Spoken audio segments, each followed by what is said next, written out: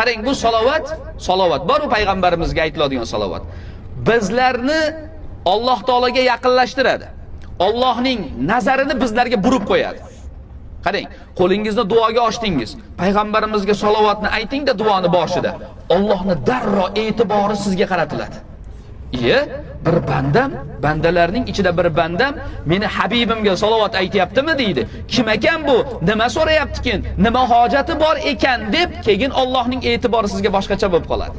Qarang, vizitli kartochka ekanda, akam bor deymiz orqamda, Taniysizmi deymiz. Bitta telefon bilan akamon bilan gaplashib qo'ying deymiz, Keyin masala hal bo'ladi-yu.